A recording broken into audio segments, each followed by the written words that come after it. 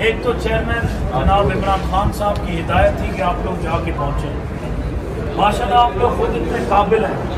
हमारे यहाँ आने का मकसद क्या होता है, जब कहीं पे इलेक्शन होती है तो आप लोग चले जाते हैं, तो वो समझने की ज़रूरत है कि सबसे बड़ी बात तो हमें फ़िक्र होती है।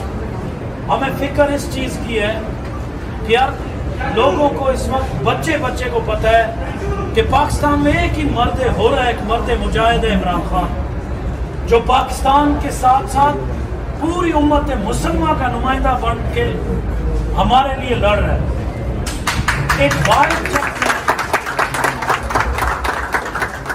वाहिद लीडर है पाकिस्तान में, जो हमने जब अपनी आंख खोली नवाज शरीफ और जरदारी जैसे चोरों के बाद, पाकिस्तान में झूठे वादे लारे देने वालों के बाद एक वाहिद शख्स देखा इमरान खान, जिसने सबसे पहले हमें सिखाया इय्याका नअबुदु व इय्याका नस्तईन, कि सिर्फ अल्लाह की इबादत करो और अल्लाह से मांगो और अल्लाह की मदद से आप आगे बढ़ो।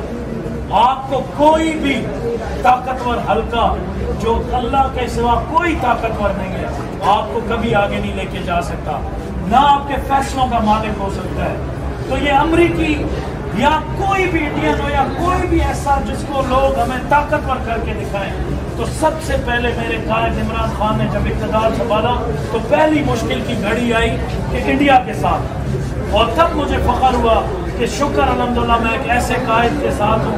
उसने इंडिया को कहा कि बाहर आ जाओ, मैं पुरअमन हूँ, मैं चाहता हूँ कि पुरअमन तरीके से हमारे ताल्लुकात चले, लेकिन अगर आपने हिट करने का सोचा तो मैं हिट करूँगा, सोचूंगा नहीं। तो मुझे उस दिन फख्र हुआ। और दूसरी बात, एक मुसलमान की क्या पहचान होती है? एक मुसलमान की पहचान होती है कि काफिर उससे डरता है, शैतान उससे घबराता है। मुझे यकीन है कि मेरे लीडर से काफिर भी घबराते हैं, शैतान भी घबराता है। जब उसने यूएनओ में खड़े होके नारा तकबीर की सदा बुलंद की और उसने खड़े होके कहा कुफार के सामने कि नबी करीम सल्लल्लाहु अलैहि वसल्लम हमारे दिलों में बसते हैं, और जब आप उनके खिलाफ कुछ ऐसी एक्टिविटीज करते हो या बोलते हो तो हमारे दिल को तकलीफ होती है।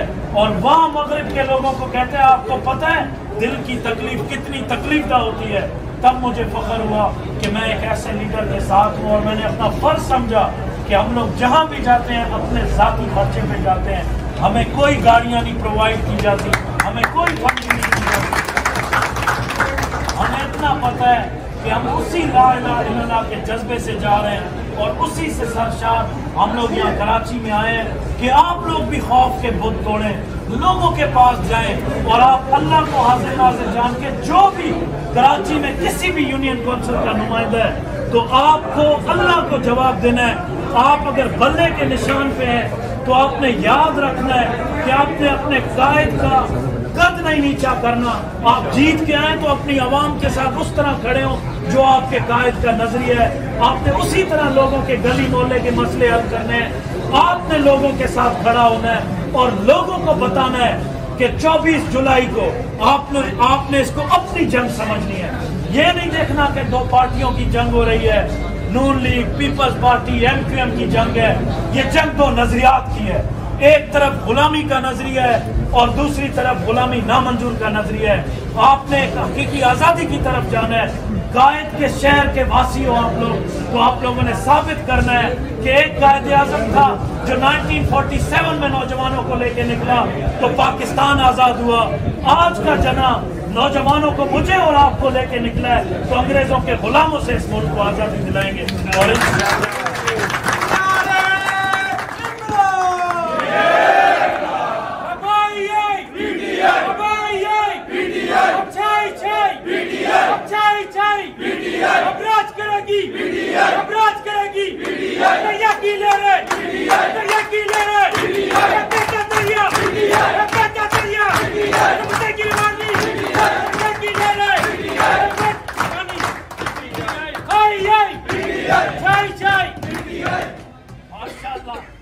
आपने अब यही जज्बा लेके गली मोहल्ले में फैल जाना है। बल्दियात के इलेक्शन का मकसद होता है घर घर इलेक्शन। यूनियन काउंसिल के इलेक्शन का मतलब होता है कि आपने अपनी पहली सीढ़ी तय करना।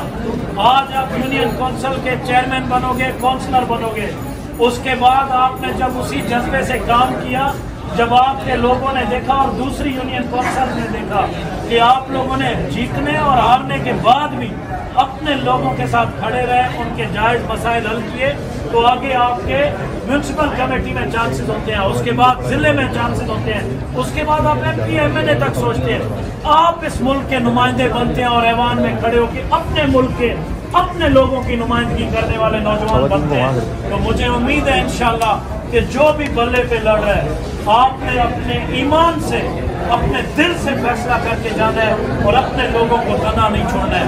बाकी बहुत बहुत शुक्रिया आपका। मैं चाहूँगा कि बाकी लोग भी आपसे बात करें। बहुत